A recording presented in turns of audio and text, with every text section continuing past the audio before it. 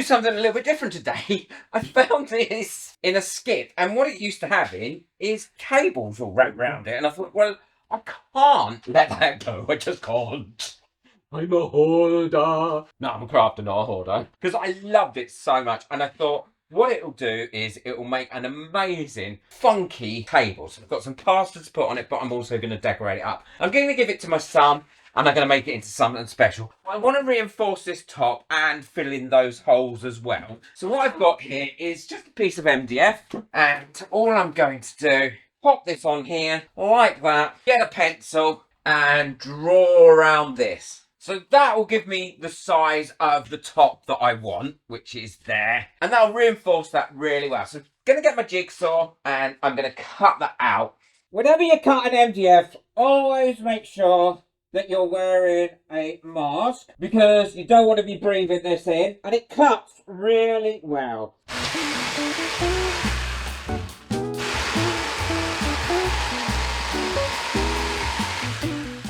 I've cut 2 circles out now, and I can have one for the base and one for the top, and that will really make a massive difference to the rigidity of this. What I'm going to use is some white glue or wood glue to glue these down with. I'm going to spread it all over, making sure I get a really good coat all the way over. And I don't care if it squeezes out the sides, because I'm going to sand those sides anyway. So I'd rather it stuck out the sides than actually not sticking those sides down. So now that's covered, all I'm going to do is pop this on here. Like I said, I will go around and sand all this off anyway. And now I'm going to clamp this on all the way around, let that dry up. And then unfortunately, I don't have enough clamps to do this side as well. And these clamps are blimmin' expensive.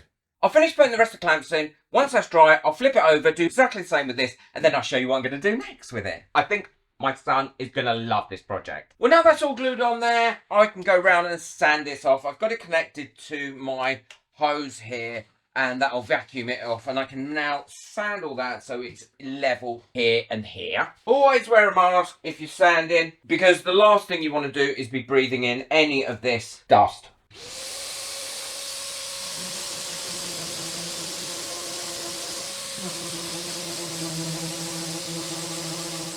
That's all sanded now, and what I'm going to do is give it a couple of coats of black paint before I go ahead and do anything else. Now, I'm not going to do the base, just in case I mess the top up, and then I can always flip it over and start again. And this will soak into this MDF really, really well. Now, the silver studs that go around in here, I'm going to keep those. I don't want those to be covered up. I want to be able to see the silver studs. I'm ready now to put the poker chip on this, as it's all lovely and dry. And what I've done is I've found the centre of this and put a little nail in and a bit of string, because this is the poker chip I want to put on the top. And then I'm going to put an embellishment in the middle. So I need to get a circle about here, so about there. What I'm going to do is tie my pencil on here onto this bit of string, get that as close as I can to there, and then that should give me a circle all the way round. And then I want another little circle going on the inside of that, ready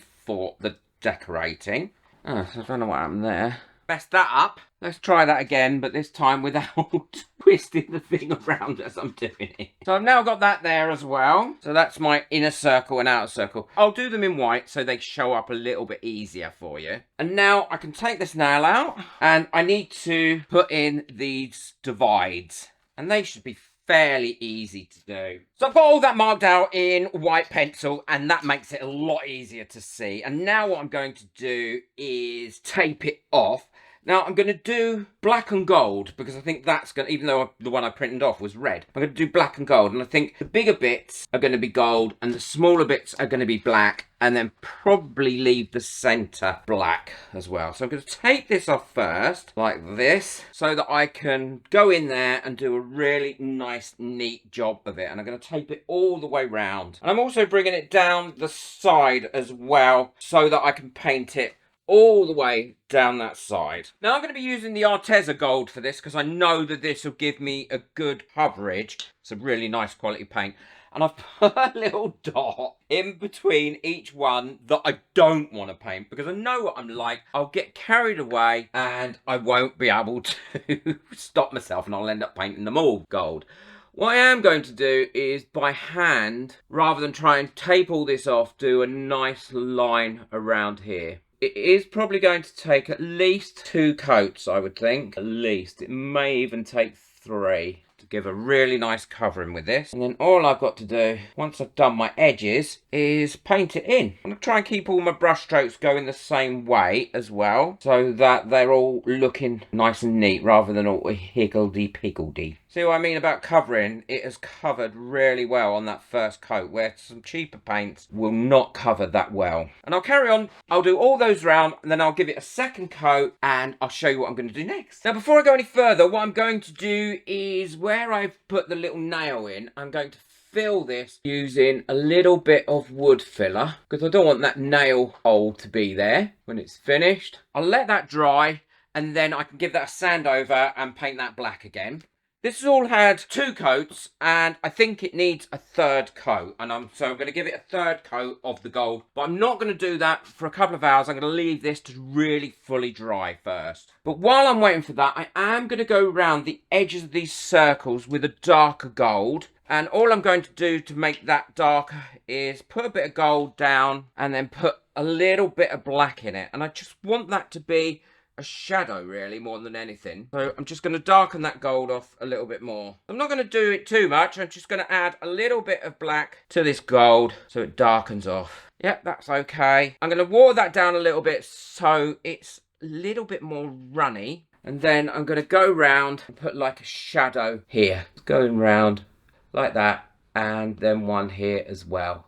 Well, I've just put the final coat on of gold and done tiny little bit of touch up using the black. And now I'm going to attempt to take off my tape.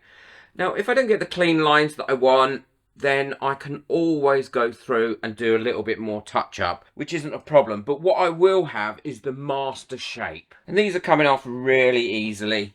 So now we've got all those off, what I have noticed is I put that one in the wrong place, so I need to put another bit of tape there and fill this bit in with gold, which isn't going to be too much of a problem, because if not, I'm going to have one that's wider than the others. So I'll finish off that, then I'll show you what I'm going to do next as well, here and here. Well, I've made some diamonds to go here, red diamonds, and also the logo that's going to go in the middle. But before I do that, what I'm going to do is quickly seal this with some matte varnish, and I'm going to give it 2 coats of matte varnish, and that'll become quite clear once it's put on there. Well, that's all finished now, and it's ready for me to do the last stage, which is going to be painting this base here in red.